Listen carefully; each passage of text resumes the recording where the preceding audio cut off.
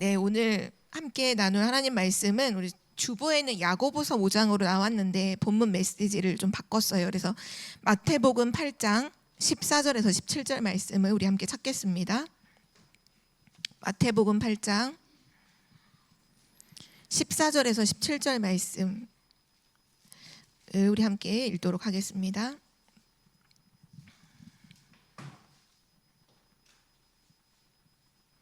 마태복음 8장 14절에서 17절 말씀을 우리 한 절씩 교독으로 읽으시겠습니다. 제가 먼저 읽겠습니다. 예수께서 베드로의 집에 들어가사 그의 장모가 열병으로 앓아 누운 것을 보시고 그의 손을 만지시니 열병이 떠나가고 여인이 일어나서 예수께 수종들더라. 저물매 사람들이 귀신 들린 자를 많이 데리고 예수께 오거늘 예수께서 말씀으로 귀신들을 쫓아내시고 병든 자들을 다 고치시니 이는 선지자 이사야로 하신 말씀에 우리 언약한 것을 친히 담당하시고 병을 짊어지셨도다 함을 이루려 하심이라. 아멘. 네, 오늘 8장 전체 말씀을 다 보면 가장 좋은데요. 8장에 보면 계속해서 치유의 이런 사건들이 계속 그리스도가 가시는 현장마다 일어났던 장면이 나오는데요. 오늘 말씀의 제목은 복음과 치유입니다.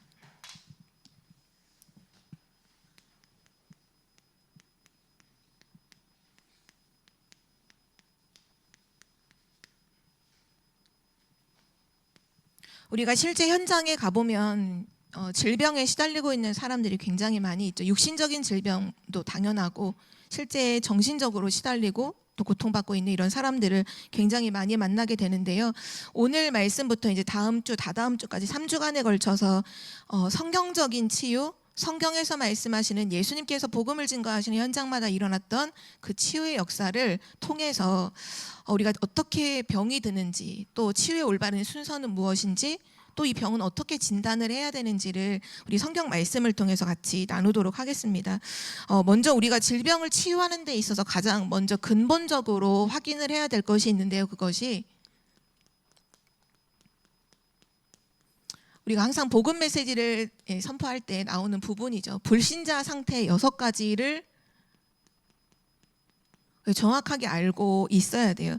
불신자 상태 6가지는 그러니까 한마디로 말하면 무슨 문제 있지만 한마디로 말하면 실제 모든 사람들이 하나님을 떠나서 병들어 있다, 그렇게 보시면 돼요. 그러니까 질병 상태에 놓여 있는 거죠. 순서대로 조금 확인을 해보면 맨 처음이 이제 영적 문제죠. 하나님의 형상 가진 존재인 사람이 하나님을 떠난 바로 그 문제를 말해요. 그래서 신분이 어떻게 되냐? 요한복음 8장 44절에 나오는 것처럼 마귀의 자녀입니다. 하나님을 떠나 있는 영적인 실제 죽음 상태 속에서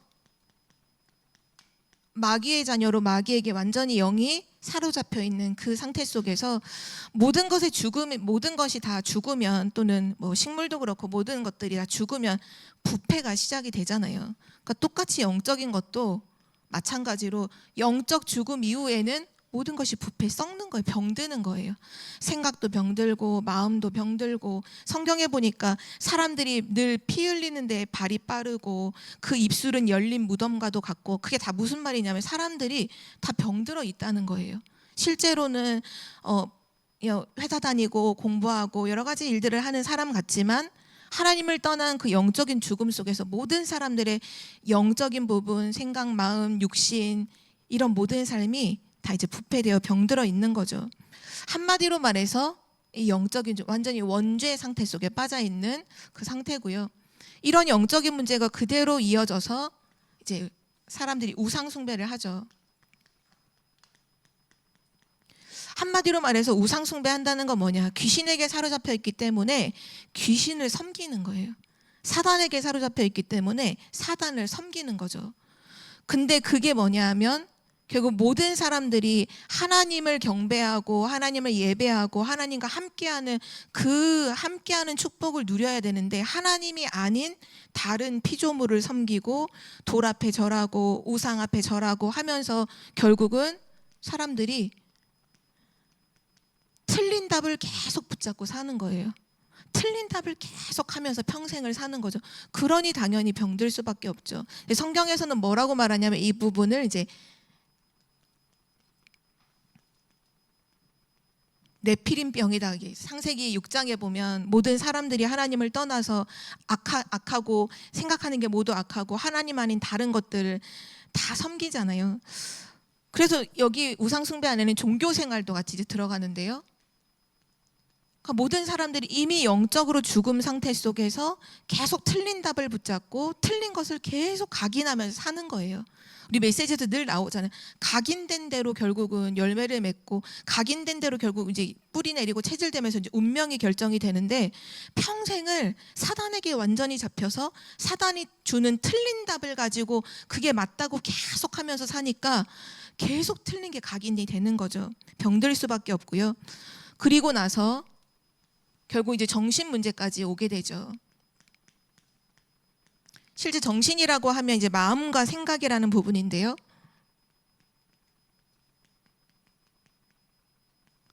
이 마음과 생각도 병들어서 올바른 생각, 올바른 마음을 가질 수가 없어요. 그러니까 사람들의 모든 근본적인 마음 상태의 베이스가 뭐냐 하면 우리 항상 메시지 나오지만 불안, 두려움이에요.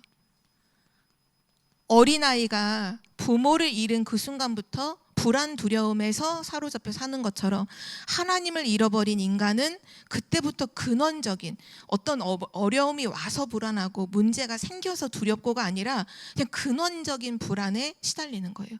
이유를 알 수 없는 두려움에 사로잡혀 사는 거죠.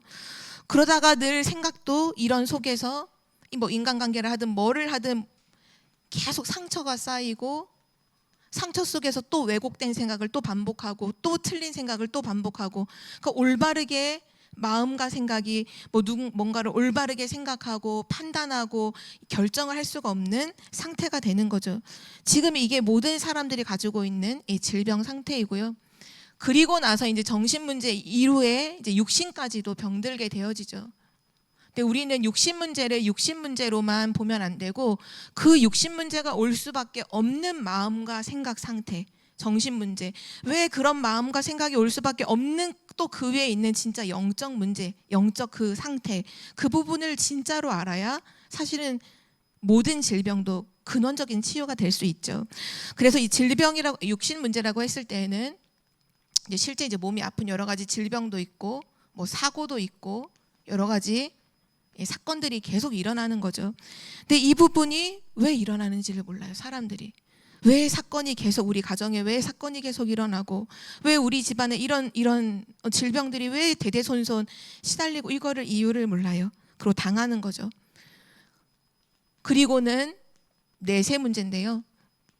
모든 사람은 다 죽음에 대한 끝이 있고 그 죽음의 이후에는 지옥이라고 하는 분명한 배경이 있죠.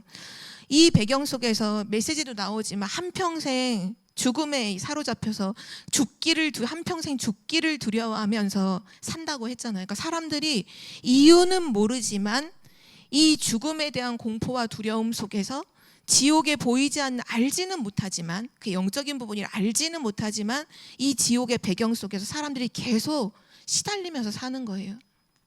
근데 왜 시달리는지도 모르고 사는 거예요.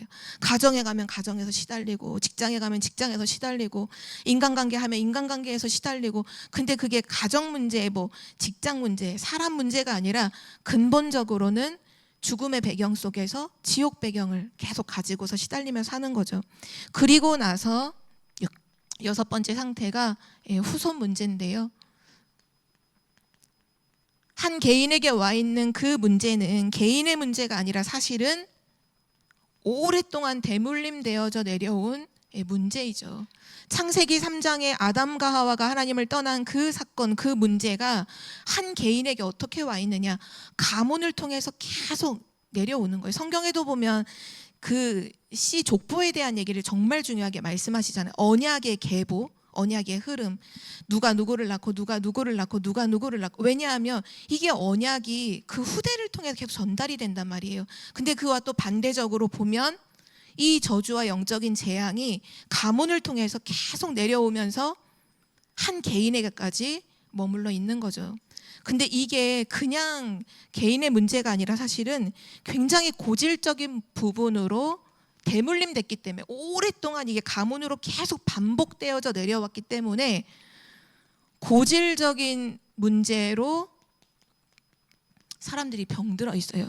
그래서 어떤 가문은 보면 뭐 실제 술 문제를 가지고서 계속 사건 사고가 터지는 가문도 있고, 또 어떤 가문에 보면 계속 정신 문제, 실제 이제 이 뭐 정신과적으로도 이게 유전적으로 대물림이 된다라고 이미 밝혀진 것처럼 계속 정신적인 질병이 가문을 타고서 또 외탁으로 계속 오는 경우도 있고, 또 친가 쪽으로도 계속 내려오는 경우도 있고, 또 어디는 자살하는, 어디는 또 무능에 대한 부분이 가문 대대손손이 계속 무능한 거예요. 계속. 그러니까 이게 개인이 너가 노력을 안 하고 너가 뭘 잘못했고 그게 아니라 영적인 대물림이에요. 이게 흑암을 꺾지 않으면 그 문제가 그대로 이어져요. 어떤 가문은 가정이 계속 깨지는 부분으로 분쟁이죠. 분쟁이나 이런 부분을 통해서 계속 가정을 통해 내려오고, 어떤 가문은 또 분노라고 하는 것이 대물림이 돼서 계속 그걸로 가는 거예요. 계속. 이런 문제가 모든 개인에게 다 있잖아요. 하나님을 떠난 모든 개인은 태어나면서부터 사실은 이걸 그대로 가지고 태어났기 때문에 모든 사람들은 사실은 정말 복음이 필요하고, 어떻게 보면 복음을 듣는 그 자체가 치유의 시작이고, 복음을 계속 듣고 말씀으로 계속 확립되는 그 모든 과정이 치유의 과정이라고 보면 돼요. 그래서 이 부분을 진짜로 알고 복음을 듣는 게 너무 중요하죠. 사실 오늘 복음과 치유 이렇게 말씀하셨지만 사실은 복음은 치유다 이렇게 할 수 있죠. 복음은 치유다. 복음이 치유다. 이 복음을 들을 때 영적인 완전히 그 신분이 바뀌잖아요. 하나님 자녀로 신분이 바뀌면서 치유가 되어지고 생명을 얻게 되고, 그러면서 정신과 이 우상 숭배가 아닌 네피림 여기 이 아닌 진짜 인생에 해답되신 그리스도의 복음을 계속 들으면서 그리스도가 각인되어지고 계속 치유되는 과정이죠. 그러면서 마음과 생각도 계속해서 말씀 듣는 가운데 사람의 마음과 생각이 하나님 말씀으로만 바뀌잖아요. 저도 이제 저 개인적으로 저는 되게 하나님께 감사한 부분이 뭐냐면, 저는 강단 이 말씀을 듣고 예배를 드리는 이 부분이 얼마나 한 사람의 개인의 인생을 바꾸는 데 있어서 너무나 중요하다고 저는 그 부분의 증인이거든요. 왜냐하면 제가 복음을 모르고 물론 목사님 자녀로 태어났어요. 늘 교회의 문화 속에 늘 있었어요. 늘 예배 속에 있었어요. 그러나 저는 복음을 몰랐거든요. 알아도 종교처럼 알았고 지식으로 알았지 예수가 그리스도라는 건 저는 몰랐어요. 그러고는 이제 복음을 알고 나서 이제 20살이 넘어서 얘기예요. 20살 넘어서 복음을 알고 나서 그러고 와서 예배를 딱 드리잖아요. 그러면 어떻게 이제 깨달아지냐 하면, 예배를 드릴 때마다 저는 그랬어요. 아, 내가 틀렸구나. 그러니까 예배를 한번 딱 드리면 아, 내가 틀렸구나, 이게 확인이 되는 거예요. 그러면서 거기에 하나님의 말씀이 다시 탁 답으로 새롭게 들어오고, 또 한 번 예배를 드리면 또 아, 내가 이걸 틀리게 생각하고 있었구나, 내가 진짜 기도를 오해하고 있었구나. 그러면서 진짜 올바른 기도가 뭔지 말씀에서 주신 답으로 다시 또 이제 새롭게 확립이 되어지고. 근데 그 부분이 저한테는 거의 매주마다 그렇게 됐거든요. 강단을 통해서. 그래서 저는 막 어떤 사람들은 생각을 바꾸기 위해서 자기계발서를 막 보고 훌륭한 사람들의 어떤 명강의를 찾아다니고 뭐 심리 상담에서 막 이렇게 상담을 받고 그렇게 해서 뭔가를 교훈을 얻으려고 하는데, 실제 저는 강단 말씀이 완전히 답이었거든요. 그러니까 말씀을 들을 때마다 느끼는 게 뭐냐 하면 아, 내가 틀렸구나라는 거에서 항상 그랬어요. 아, 내가 틀렸구나. 아, 내가 이 부분을 잘못 생각하고 있었구나. 아, 내가 이 부분을 오해하고 있었구나. 나 자신에 대해서도 아, 내가 나를 틀리게 보고 있었구나. 내가 사람들을 볼 때에도 내가 틀리게 보고 있었구나. 내가 공부라고 하는 이것도 뭔가 이 공부를 통해 성공하는 건 줄 알았는데 이 공부라는 게 그런 게 아니었구나. 이런 부분들이 하나부터 계속 세밀하게 말씀을 통해서 확인되어지니까 계속 바뀌더라고요. 계속 바뀌는 거죠. 어떻게 보면 눈에 보이는 응답보다 저는 사실 이 강단 말씀을 통해서 마음과 생각이 계속 바뀌고 계속 하나님 말씀으로 답을 얻고, 이런 부분들이 굉장히 저의 치유의 시간에 중요한 답이었거든요. 복음을 우리가 계속 듣는다는 건 복음을 처음 영접할 때 신분이 바뀌는 그 치유도 물론 맞지만 이 복음을 지속해서 계속 듣는 가운데 알게 모르게 이런 부분들이 계속 보이잖아요. 왜냐하면 이 복음은 빛이기 때문에 빛이 비치면서 이게 조명이 되거든요. 아, 이게 정신 문제였구나. 아, 이게 나한테 와 있던 육신 문제였구나. 아, 이게 우리 가정의 오래된 대물림이었구나. 이런 부분들이 계속 그 복음의 빛 안에서 조명이 되는 거예요. 보이는 거죠. 그래서 사실 저도 이제 오늘도 이제 금천동 지교회를 하면서 이제 대물림 이런 부분에 대해서 함께 좀 깊이 이제 메시지를 좀 나눴었는데요. 저도 복음을 듣고 들으면서 보였던 게 뭐냐면 우리 친가 쪽에 갖고 있는 대물림 되는 문제가 뭐고, 우리 외가 쪽으로 인해서 와 있는 대물림 문제가 뭐고, 그것이 지금 나에게 어떻게 와 있고, 이런 부분들이 확인이 되더라고요. 아, 그래서 이게 그냥 내 문제인 줄 알았는데, 이것이 내가 나쁜 습관으로 갖고 있는 건 줄 알았는데, 이게 알고 보니까 대대로 우리 가문을 통해서 내려왔던 영적 문제였구나. 이게 발견이 되니까 나 혼자 고민하고 막 갈등하는 게 아니라 싸우기 시작하는 거예요. 예수 그리스도의 이름으로 영적 싸움을 하는 거죠. 이 가정과 가문의 역사하는 모든 흑암의 권세 예수 그리스도의 이름으로 완전히 무너질지어다. 지금 내 안에 나도 모르게 와 있는, 태어날 때부터 이미 전달되어서 태어나진 나의 이 고질적인 이 문제가 가문을 통해서 내려온 대물림이라면 예수 그리스도가 완전히 끝낸 거 아니냐, 그걸 선포하면서 누리는 거죠. 그래서 어떻게 보면 오늘 메시지 나중에 다 이제 결론으로 나오겠지만 결국은 치유하는 답은요, 복음밖에 없어요. 그래서 이 복음을 한 번 듣는 게 아니라 반복해서 듣고 계속해서 듣고, 이 복음을 정말로 내가 누릴 수 있다면 굉장한 치유의 증인으로 설 뿐만 아니라 다른 사람을 치유하는 사람으로까지 쓰임받게 되는 거죠. 그래서 오늘도 메시지에 보면 예수님께서 베드로의 장모 집에 들어가서 그 열병 걸려 있던 그 베드로의 장모를 치유하고, 날이 저물자마자 이제 예수님이 치유한다는 얘기를 소문을 듣고 많은 사람들이 귀신 들려 병들어 있는 사람을 다 데리고 오잖아요.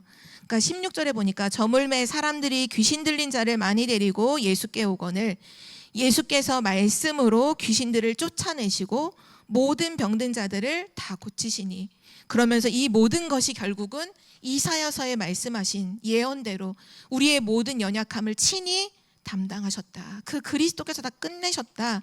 그거를 오늘 말씀하고 계십니다. 그래서 오늘 첫 번째로요, 복음과 치유에 있어서 첫 번째는 바로 성경에서 하나님이 치유를 약속하셨다는 사실이에요. 치유의 약속입니다. 하나님이 약속하셨다면 우리는 믿으면 되는 거예요. 성경에 약속되어 있는 게 뭐냐? 그리스도의 복음을 통한 치유를 약속해 주셨어요. 우리 성경 말씀 몇 구절 함께 찾아볼 텐데요. 오늘 처음으로 마가복음 6장 56절 말씀 찾아보겠습니다. 마가복음 6장 56절 말씀입니다.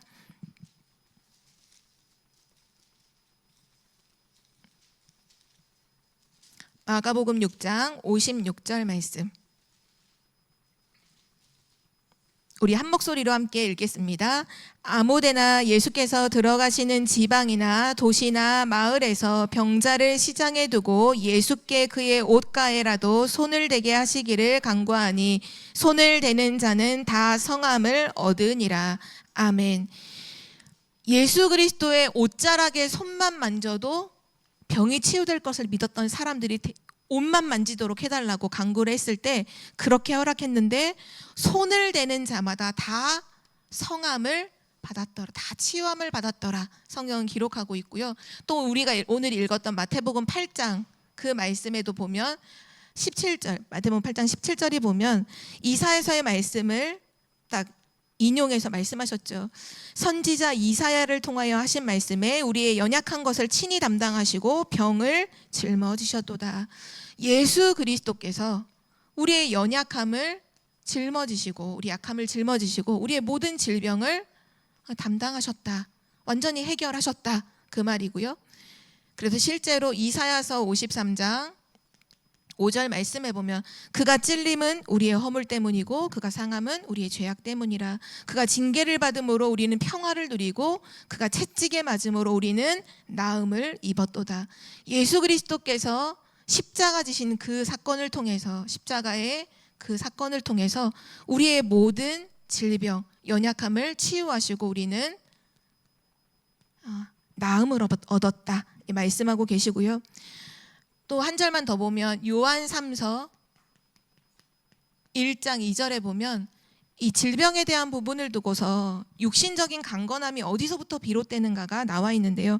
사랑하는 자여 너의 영혼이 잘됨 같이 너의 범사가 강건하기를, 강건을 거꾸로 하면 건강이죠. 너의 범사가 강건하기를 내가 원하노라.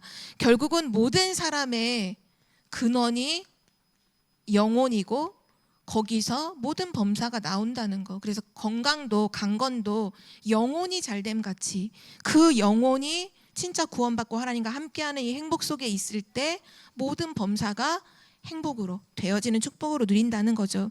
그래서 성경은 뭐를 말씀하고 있냐 하면 그냥 단순히 우리가 가지고 있는 질병을 치유하는 정도가 아니라 근원적인 치유에 대한 분명한 해답을 약속으로 주셨어요. 근본적인 치유죠.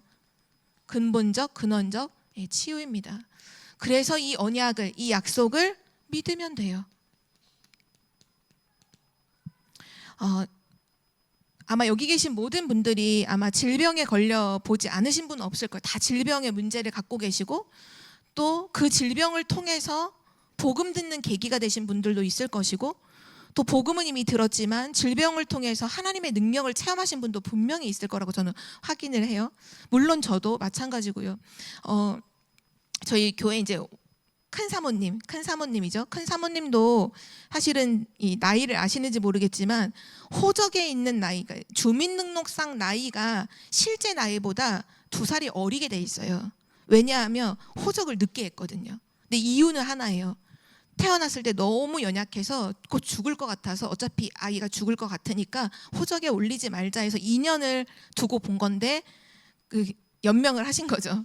계속 이제 얇고 가늘고 길게. 그래서 몸은 계속 아프지만 이게 살아 있으니까 호적에 이제 뒤늦게 올렸어요. 근데 사실은 그 치유의 증거가 있으시거든요. 제가 이제 그 부분을 많이 이제 포럼으로 많이 들었었는데 20살 됐을 때까지도 질병이 너무 심각해서 진짜 물만 마셔도 다 토하고 이게 몸이 아닐 만큼 그런 상태였는데 이제 어느 날 예배 이제 그 아마 부흥회였던 것 같아요. 부흥회에서 오셨던 그 강사 그 목사님께서 요 말씀 가지고 이 말씀 가지고 얘기하셨다고 말씀하시더라고요. 그리스도께서 우리의 모든 연약함을 담당하셨다. 다 짊어지셨다라고 하시면서 그때 그 비유하신 말씀도 제가 들으면서 되게 실감이 났던 게 뭐냐 하면 나무를 지금 튼튼했던 그 나무를 베잖아요. 그럼 뿌리가 잘리잖아요. 그럼 그 나무가 지금 있는데 그 뿌리 잘린 나무가 딱 봤을 때는 외관상으로는 잎이 푸르르고 아직 멀쩡히 살아있는 것처럼 보이지만 질문하셨다는 거예요. 이 나무가 살아있는 나무냐 죽은 나무냐? 살아있는 나무예요? 죽은 나무예요? 죽은 나무잖아요. 왜? 뿌리가 잘렸잖아요. 뿌리가 끊어졌거든요. 그 나무는 죽은 나무예요. 근데 보기에는 아직 살아있는 것처럼 보일 뿐이지 실제로는 끝났다. 이 나무는 죽었다. 그러면서 질병을 그렇게 말씀하셨다고 하더라고요. 그리스도께서 십자가에서 피 흘려 죽으시면서 우리의 모든 질병 다 끝냈다. 지금 내 몸이 아파서 내가 질병이 있는 것처럼 느껴질지라도 이미 그리스도가 끝냈다. 믿으면 끝나는 것이다. 그래서 믿어지는 사람이 일어나라고 하실 때 그때 사모님이 일어나셨다고 하고 그때 거의 안 일어났다고 했죠. 아무도 거의 3명 일어났대요. 3명. 진짜 믿는 사람이 일어난 거죠. 그 많은 부흥회에서. 근데 진짜 질병이 끝났어요. 사실 지금 사모님 연세에 드시는 약이 하나도 없거든요. 뭐 혈압약이든 당뇨 아무것도 드시는 약이 없어요. 그러니까 하나의 은혜죠. 이게 뭐냐 하면 우리가 진짜 이 약속을 그 믿는 믿음의 역사가 일어나는 거예요.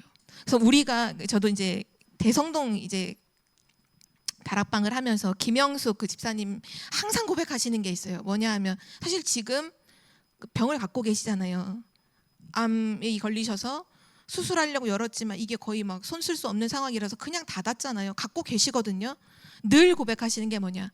그리스도께서 십자가에 다 끝내셨습니다. 진짜로 믿으시더라고요. 그걸 믿고 고백하시면서 그래서 주변인들이 얘기하신대요. 더 좋아진 것 같다고. 더 옛날보다 더 건강해진 것 같다고. 더 힘 있는 것 같다고. 왜냐? 진짜로 믿으시더라고요. 제가 이렇게 보니까 믿으세요. 그리고 늘 어떻게든지 복음 증거하시려고 만나는 사람마다 어떻게든지 교회 함께 가도록 하나님 살아계시다는 거 늘 간증하시고. 맞아요. 하나님은 성경에 이미 우리를 치유하시겠다는 약속을 그리스도를 통해서 우리의 모든 것을 담당하셨다는 약속을 이미 우리에게 주셨어요.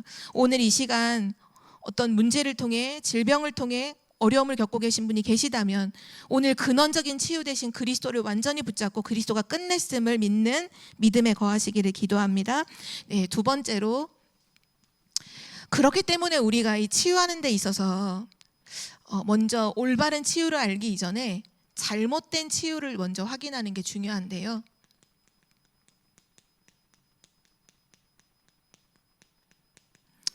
우리가 실제 현장에서 의사를 통해서 받는 치료는 눈에 보이는 부분에 대한 진단과 눈에 보이는 부분에 대한 진료를 받고 이 약이나 이런 뭐 주사라든지 또는 수술이라든지 이런 후에 처방들을 하잖아요. 근데 실제로는 이 질병의, 우리가 맨 처음도 확인했지만 그 근원과 뿌리가 어디에 가 있는지를 모르면 자꾸 육신적인 치유 질병 이거 해결하려고 하다가 진짜 것을 놓치고 근원적 치유를 못 받는 경우가 많거든요. 그래서 잘못된 치유 첫 번째가 뭐냐면요, 영혼의 병을 고치지 않는 것입니다. 영혼의 병을 생각하지 않는 거예요.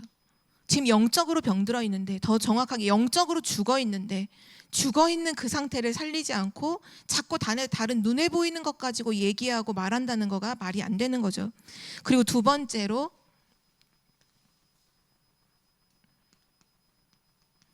영적인 병을 고치는 것도 당연하고, 그리고 마음의 병을 고치지 않고 육신적인 것을 가지고 자꾸 얘기하는 그것도 잘못된 치유 방법입니다. 지금 마음과 생각에 불안과 두려움에 완전히 사로잡혀 있는데 아무리 육신적으로 머리 아픈 거에 두통약을 먹는다고 해서 그 불안과 두려움이 없어지는 게 아니잖아요. 그 가지고 있는 상처와 그 오래된 그 부분들이 없어지는 게 아니거든요. 그 부분을 치유하지 않고는 사실은 실제 치유가 이루어지지 않죠. 잘못된 치유가 또 뭐냐 하면, 무조건 맹목적으로 의사라든지 어떤 약이라든지 의술에 의존해서 무조건 그것만을 믿고 그것만 따라가는 거, 그것도 잘못된 치유법이고요. 또 더 심각한 것은 뭐 의사 말 이런 거 필요 없고 뭐 미신에 완전히 의존해가지고 정말 엉뚱하고 이상한 방법으로 병을 치료하려고 하는 것들, 가끔씩 보면 큰 사건이라든지 사고 같은 게 나기도 하잖아요. 예를 들면 정말 이게 영적 문제가 왔는데, 그래서 그 사람들도 알아요. 귀신 들렸다고 막 이렇게 말하잖아요. 근데 무속인이 귀신 들렸다고 말해주니까 이 귀신을 쫓아내야 된다고 해서 하는 게 뭐냐면 두드려 패는 거잖아요. 막 사람을 막 때려가지고 결국은 부모가 자기 자녀를 때려 죽이는 막 이런 결과, 그래서 막 기사 나오고 이런 게 되게 많잖아요. 그러니까 영적인 부분을 모르니까, 이런 정신적인 이런 사단에게 시달리고 이런 부분을 이해하지를 못하니까 귀신 들렸다? 때리면 귀신 나간다. 막 이런 말도 안 되는 걸 가지고서 결국은 사람의 생명을 이제 죽이는 그런 사건까지도 일어나는 경우가 많이 있죠. 그래서 이건 전부 다 잘못된 치유의 법이고, 어떻게 보면 순서가 완전히 틀린 거죠. 영적인 부분을 건드리지 않고 계속 육신적인 것부터 뭔가를 해결해 내려고 하는 것, 이 순서가 잘못된 것이고요. 그래서 오늘 성경의 말씀을 통해서 우리가 중요하게 확인해야 되는 것은, 병을 치료하는 데 있어서 가장 중요한 것은 그 병의 올바른 진단입니다. 그 병이 어디서부터 왔는지에 대한 진단을 정확하게 할수록 치료 방법이 정확해지죠. 그래서 이 병의 진단, 원인을 찾는 거죠. 대체 어디서부터 이 병이 기인했는가, 오게 되었는가, 그걸 확인하는데요. 무조건 막 귀신 들려서 병들었다, 그 얘기를 하는 건 아니에요. 물론 성경에 보면 귀신 들린 질병도 분명히 있지만 그와 상관없이 당연한 이치 속에서 모든 사람들은 그 어떻게 보면 생리적으로, 육신적으로 나이가 들고 몸이 오래되고 많은 것을 사용하면 그 부분이 낡아지잖아요. 그래서 예를 들면 뭐 나이가 들수록 질병에 시달리는 경우가 많죠. 뭐 무릎도 아프고 뭐 눈도 아프고 안 아픈 데가 없잖아요. 또는 사람이 너무 심각하게 잠을 안 자고 밥을 안 먹고 계속 과로로 일을 했다. 그럼 당연히 몸이 이제 스트레스가 쌓이면서 이 과부하가 되면서 딱 이제 어느 부분에 문제가 오는 건 그건 어떻게 보면 당연한 부분이죠. 근데 그런 것과 또 달리 사람의 실수로 인해서 오는 질병도 있습니다. 우리 예를 들면 술을 계속 마신다든 뭐 이렇게 밤낮에 술을 계속 마신다든 성경에도 보면 호세아서에 그런 말씀이 나오거든요. 술로 말미암아서 병이 들었다 이런 부분들이 성경에 나오는데 뭐 술을 계속 마신다든지 또는 뭐 예를 들면 어떤 사고가 일어나서 큰 뭐 자동차 뭐 이런 사고도 일어날 수 있잖아요. 그런 여러 가지 실수나 사고로 인해서 또 병이 들기도 해요. 몸이 다치기도 하고요. 그러면서 또 중요한 부분이 하나님의 뜻이 있는 병도 있습니다. 특별한 하나님의 계획 속에서 하나님의 중요한 이 전도와 선교를 두고서 이 하나님의 뜻을 이루기 위한 질병도 있어요. 예를 들면 전도자 바울이 그랬죠. 자기 몸에 있는 가시를 두고서 하나님 앞에 깊이 기도했을 때 하나님이 자고하지 않도록 이 복음 운동을 하는 데 있어서 교만하지 않도록 하나님이 주신 이 사단의 가시다라고 하면서 나는 그때부터 이걸 알고 나서는 나의 연약한 것을 자랑한다 그런 고백을 하잖아요. 성경에 보면 그런 예들이 뭐 다니엘 같은 경우도 있고요, 바울 같은 경우도 있고 하나님의 뜻이 있는 질병이 있어요. 그것은 그냥이 아니라 중요한 하나님의 계획을 이루기 위한 질병이죠. 그러면서 또 봐야 되는 부분이 뭐냐? 죄로 인한 병도 있습니다. 죄로 인해서 질병이 들기도 해요. 가장 근원적으로 보면 원죄가 있죠. 모든 사람은 다 하나님을 떠난 이 원죄를 가지고 있는데요. 이 원죄로 인한 재앙, 이 원죄로 인한 어떤 저주, 그런 건 모든 사람들이 어떻게 보면 가지고 있다고 봐야 돼요. 창세기 3장에 보면 이 하나님 떠난 그 순간부터 인간에게 고난과 고통이 시작되었으니까요. 그러는 속에서 이 원죄 속에서 사람들이 계속 선택하며 사는 방법이 우상 숭배잖아요. 이 우상 숭배로 인한 저주와 재앙이 반드시 대물림이 됩니다. 질병으로 와요. 성경에는 보니까 3, 4대까지 이 저주와 재앙이 임한다고 분명히 말씀하고 있고요. 그리고 나서 이 죄에 완전히 사로잡혀서 내가 범죄하지 않을 수 없는 상황까지 가서 이제 자범죄를 졌을 때 이 자범죄로 인해서 오는 질병도 있습니다. 성경에 조금 확인을 해보니까요. 열왕기하 5장 같은 경우에 보면 그 아람 군대의 장관인 나아만 장군이 문둥병이 걸려서 이제 엘리사를 찾아오잖아요. 그래서 엘리사가 시키는 대로 이제 나일강에서 7번 몸을 담갔다 뺨으로 병이 치료가 돼요. 근데 그때 엘리사를 찾아올 때 굉장히 많은 그 뭐라고 그럴까, 사례금 이런 것들을 가져왔었단 말이죠. 근데 엘리사가 그걸 전혀 받지 않고 싹 돌려보내요. 근데 그거가 이제 뭔가 아쉽고 했던 한 사람이 있었는데 그게 엘리사의 종이었던 게하시라는 종이 나아만 장군이 치료되고 그걸 주려고 하는데 급고 이제 엘리사가 안 받는다고 하니까 몰래 뒤늦게 쫓아가서 거짓말을 하는 거죠. 우리 그 선생님이 그냥 거기 있는 좋은 몇 개는 달라고 하시더라. 그럼 그렇지 하면서 줬어요. 그래서 가지고 땅에 묻었는데 엘리사가 누굽니까? 하나님의 사람이잖아요. 하나님이 모든 아람 군대가 어디에 방비를 하면 여기 가서 숨어서 기다리고 있어라 다 알려주시는 분이 알려주시는 그런 축복을 받고 있는 사람인데 모를 리가 없잖아요. 그래서 나아만 장군에게 있었던 그 문둥병이 게하시에게 뿐만 아니라 게하시의 모든 후손의 대대손손 계속 그 병이 가도록 저주를 받거든요. 그러니까 그 죄로 인해서 그 문둥병이 발병을 하게 되고 그것이 후대 대대로 대물림이 되는 결과를 가져와요. 또 보면 어떤 질병이 있냐면 그 유다의 왕 중에 여호람이라는 왕이 있어요. 여호람. 근데 이 여호람이라는 왕이 하나님 앞에서 늘 악을 행하고 우상 숭배하고 반복을 해요. 그래서 결국 하나님이 뭐라고 이 선지자를 보내서 저주를 하냐 하면 모든 그 가정에 있는 모든 사람들 다 저주를 받을 뿐만 아니라 너는 창자의 병이 들여서 이 창자가 완전히 꿔서 창자가 몸 밖으로 빠져나와서 죽는 병에 걸릴 거라고 예언이 되거든요. 그리고 실제로 여호람 왕이 그렇게 사망을 하게 됩니다. 그러니까 어떻게 보면 그 자기의 죄로 인해서 질병이 드는 거죠. 그러니까 분명히 성경에는 죄로 인해 오는 병도 있다고 말씀하고 있어요. 그리고 나서 이제 오늘 성경에도 나오지만 마귀가 가져다 주는 질병도 있습니다. 귀신에 의해서 생기는 병이죠. 근데 이 병의 특징이 있어요. 마귀가 가져다 주는 이 병에 특징이 있는데요. 첫 번째가 병명이 불분명합니다. 너무 아픈데 병원에 가면 병명이 안 나와요.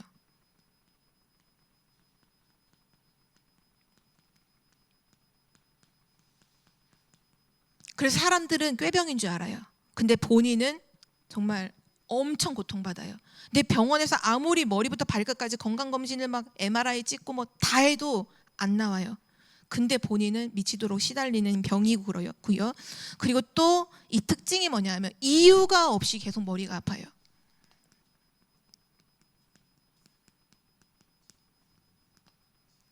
귀신이 가져다 주는 질병의 특징이에요. 병명이 안 나오는데 이유 없이 계속 머리가 아파요. 그리고 실제 이상한 소리도 들려요. 그러니까 본인만 완전 시달리는 거죠. 소리가 들리고 그리고 절대 고쳐지지 않아요.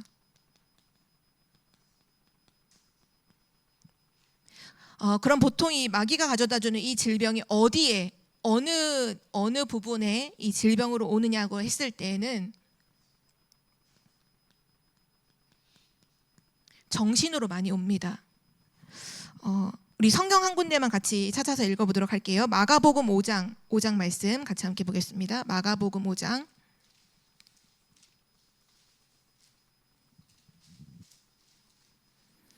1절에서 우리 5절까지만 우리 교독으로 읽도록 하겠습니다. 우리 마가복음 5장 1절에서 5절입니다. 제가 먼저 읽을게요. 예수께서 바다 건너편 거라사인의 지방에 이르러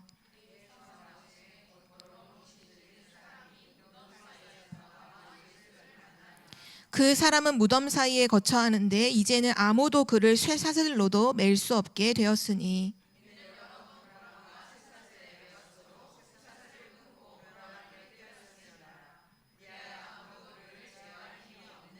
우리 5절은 같이 읽겠습니다. 밤낮 무덤 사이에서나 산에서나 늘 소리 지르며 돌로 자기의 몸을 해치고 있었더라. 아멘. 그러니까 이 사단이 사람을 괴롭히는데 어디를 통해서 많이 역사를 하냐면 정신을 가지고서 완전히 사로잡는 거죠. 그 대성동에도 보면 그 뭐 원불교도 있고 뭐 명장사도 있고 무속인이 많이 있는데 거기 이제 얘기를 제가 이제 전에 듣기로는 40대 남성분인데 한 아파트에 살고 있는 40대 남성분인데 옷을 늘 다 홀딱 벗고 돌아다니면서 괴성을 질러서 계속 119가 진짜 한 달에 몇 번이도 출동을 하는 이런 사람이 있다는 거예요. 그래서 제가 이제 김영숙 지사님한테도 이 현장에 지금 영적인 이런 부분들을 설명을 하면서 맨 처음 이제 그 가정 처음 갔을 때 그때 금은방 아저씨 자살했던 사건이라든지 이런 주변에 있는 이 우상 이런 부분이라든지 또 그렇게 옷 벗고 돌아다니는 사람에 대한 얘기를 딱 했더니 보셨다는 거예요. 그러니까 아시더라고요. 그래서 언제 보셨냐 했더니 이 새벽 예배 때 4시에 일어나셔서 새벽 예배를 다 드리고 지금은 이제 안 그러신데 옛날에 무릎이 좀 괜찮으셨을 때는 늘 거기에 공원이 있어요. 바로 명장사 바로 옆에 당산공원이 있어요. 이름도 당산공원이에요. 당산나무 뭔지 알잖아요. 그 지역을 지키는 귀신 그걸 당산나무라고도 하고 막 이렇게 섬기잖아요. 이름도 딱 당산공원이에요. 근데 거기에서 새벽에 운동하는데 자기 눈을 의심하셨다는 거예요. 남자가 홀딱 벗고서 다니고 있다는 거예요. 그래서 왜 저러고 있지? 막 이렇게 놀라셨는데 어쨌든 그걸 딱 이제 아시는 거죠. 막 이런 지금 이 지역이 진짜 흑암을 무너뜨릴 빛의 망대가 세워져야 될 현장이라 하니까 너무나 다 아시더라고요. 그것처럼 여기 거라사 지역에서도 똑같이 그런 사람이 있었던 거예요. 그러니까 이렇게 시달리는 사람이 사실은 실제로 있잖아요. 제가 듣기로는 거기가 이제 그 사는 아파트가 그 김지훈 권사님 거기 아파트인데 거의 앞집이라고 그때 그랬었죠. 바로 앞집이라서 계속 머리를 벽을 찢는데요. 쿵쿵쿵 그런 얘기를 하시더라고요. 그래서 너무 무섭고 막 두렵다 이런 얘기도 하셨던 걸 제가 기억을 하는데, 지금 이렇게 마귀 가져다 주는 병이 정신으로도 사람을 무너지게 하고요, 또 마음으로도 역사를 합니다. 완전히 사로잡는 거예요. 마음을 완전히 사로잡힌 상태가 되는 거죠. 그리고 육신으로도 옵니다. 그리고 더 나아가서는 환경으로도 와요. 이 환경이라는 게 뭐냐 하면 계속 분쟁이 일어나는 거예요. 이 귀신이 가져다는 질병인데, 그 환경을 그렇게 만들어서 계속 거기만 가면, 그 사람만 가면, 그 현장만 가면 다 싸우는 거예요. 다 분쟁하는 거. 어떻게 보면 우리 정치가 딱 그런 부분, 그런 현장인 것, 그런 환경인 것 같아요. 다 멀쩡했던 사람들도 정치 현장에 들어가면 서로 비난하고 분쟁하고, 이게 사람이 하는 게 아니라 귀신이 하는 거잖아요. 그러니까 이런 질병들이 원인이 다르게 개인에게 다 와 있는 거죠. 근데 중요한 것은 이 모든 질병이, 이 병이라고 하는 부분이 그 사람에게 있어서는 굉장한 기회가 된다는 사실이에요. 어떤 기회가 되냐 하면 복음을 정확하게 들을 수 있는 기회가 됩니다. 왜냐하면 사람은 질병에 걸리면 가장 먼저 마음과 생각이 약해지잖아요. 몸이 약해지면 마음과 생각이 약해지거든요. 그렇게 강팍했던 사람도 딱 병에 걸린 순간 죽음에 대한 두려움, 여러 가지 미래에 대한 염려 때문에 갈등하고 고민하고 있단 말이에요. 그때 정확한 복음으로 복음을 듣고 살아날 수 있는 굉장한 기회가 돼요.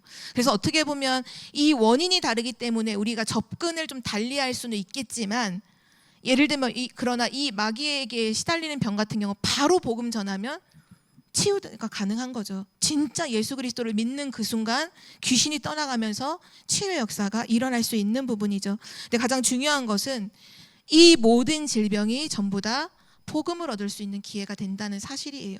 그래서 오늘은 여기까지만 얘기를 하고, 사실은 실제 이제 치유에 대한 부분은 다음 주와 다다음 주에 나와 있는데요. 잠깐 언급을 하면, 그럼 구원받은 하나님 자녀인 우리가, 진짜 복음을 가지고 있는 우리가, 수많은 사람들이 병들어 있는 현장에는 모든 병든 사람들이 너무나 많은데 우리가 이들을 어떻게 도울 수 있겠는가라고 했을 때, 병을 고치는 것 이전에 올바른 복음을 전달해 주는 것, 그것이 하나님이 우리에게 주신 사명이고 축복이죠. 정확한 복음을 증거할 수 있는 시간표가 돼요. 그래서 하나님이 우리에게 주신 치유의 방법이 뭐냐? 복음입니다. 이 복음으로 정확하게 그 사람의 상태를 진단해주고 그리고 답을 주는 거죠. 치유가 그거잖아요. 그 사람에 대한 분명한 정확한 진단을 주고 그리고 답을 주는 거잖아요. 그 사람이 놓여있는 불신자 6가지 상태를 통해서 정확한 진단을 하고 복음으로 답을 주고, 그리고 나서 오늘 본문 말씀에도 보면 예수님께서 그 예수 그리스도의 말씀으로 그 모든 사람들을 치유하셨다라고 나오는 것처럼 하나님의 말씀을 지속적으로 듣는 것이 치유의 굉장히 빠른 길입니다.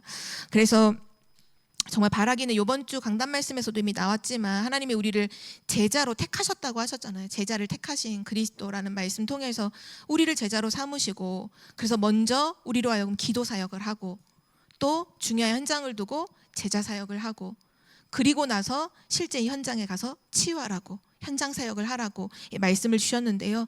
그 치유의 해답이 바로 이제 복음과 말씀인 거죠. 그래서 마지막 결론, 작은 결론을 내리자면, 눈에 보이는 질병을 치료하는 것 이전에 먼저 중요한 것이 하나님의 자녀가 되는 것입니다. 근본이 치유되는 것이죠. 그리고 나서 하나님의 자녀가 된 이후에 그 사람이 어떤 부분에 어려움을, 암이 걸렸다든지 정신적으로 시달린다든지 여러 가지 문제가 있는데, 그 사람에게 어떻게 답을 줘야 되냐 하면 하나님이 주시는 힘을 얻어야 된다는 거예요. 결국은 우리 몸에 여러 가지 질병들이 들어와도 그걸 이길 수 있는 힘이 있으면 사실은 병에 걸리지 않잖아요. 똑같이 하나님의 병 치유 이전에 먼저 중요한 건 하나님의 자녀가 되는 거고요. 그리고 나서 하나님이 주시는 영적인 힘을 계속 얻어야 돼요. 이 부분은 영적으로도 마찬가지고요, 육신적으로도 마찬가지입니다. 말씀을 통해서 계속 힘을 얻어야 돼요. 그리고 그 힘을 얻어서 그 힘을 가졌다면, 계속 힘을 얻고 있다면, 한 가지 할 게 있다면 영적 싸움을 하는 거죠. 눈에 보이지 않는 배후의 역사는 이 흑암. 이미 그리스도께서 모든 문제를 끝내셨다는 분명히 사실이 있는데도 불구하고 믿지 못하게 하고, 아까 우리 병규 권사님도 기도하셨던 것처럼 자꾸 불신앙하게 만들고, 하나님 말씀 믿지 못하게 만들고, 두렵게 만들고, 걱정하게 만들고 하는 그런 부분들과 영적 싸움을 하는 거죠. 또 가정을 통해서 내려온 대물림, 이 오래된 대물림을 두고서 이미 끝났기 때문에 싸우시면 돼요. 그리스도의 이름으로 가정과 가문에 흐르는 영적인 대물림을 끊어야 돼요. 중요한 건요, 내 대에서 끊으면 후대에게 안 가요. 그런데 내가 그걸 끊지 못하고, 내가 보통은, 근데 제가 이제 계속 사역을 하면서 보니까 대물림이에요. 100% 대물림인데 대물림으로 못 봐요. 그냥 개인 문제라고 생각해요. 그래서 못 싸워요. 그래서 그게 후대한테 그대로 가요. 하나님 자녀인데, 하나님 분명히 구원받은 하나님 자녀인데, 이 대물림 여기서 벗어났는데 사단이 눈 깜깜이로 만들어 놓고는 속여서 계속 속게 만드는 거예요. 중요한 건 알면 돼. 아, 이게 대물림이구나. 이게 내 문제뿐 아니라 우리 부모에게 있었던 문제요, 그 부모의 부모에게 있었던, 이게 대물림이구나 라는 걸 눈치를 채는 순간 사실은 내가 싸울 수 있고 싸우면 끝납니다. 그럼 후대에게 안 가게 돼요. 정말 바라기는 우리 청주복음교회 모든 성도님들이 이 복음의 확실한 답을 가지고 현장에 많이 병들어 있는 그 사람들을 치유하는 현장의 주인공으로, 현장의 주역으로 서시기를 기도합니다. 하나님 아버지 감사합니다. 오늘도 복음과 치유의 말씀을 우리에게 주심을 감사드립니다. 우리에게 날마다 복음의 말씀으로 빛을 비춰주셔서 정말 우리의 상태가 진단되어지고, 또 현장에 있는 사람들의 상태를 정확하게 보고 복음으로 답을 줄 수 있도록 인도하여 주옵소서. 오직 그리스도로 영적인 치유가 먼저 되어지고, 그리고 나서 생각과 마음, 육신까지도 치유하시는 복음의 능력을 모든 사람에게 전달하도록 은혜 베풀어 주옵소서. 감사드리며 예수 그리스도의 이름으로 기도드립니다. 아멘. 우리 찬송가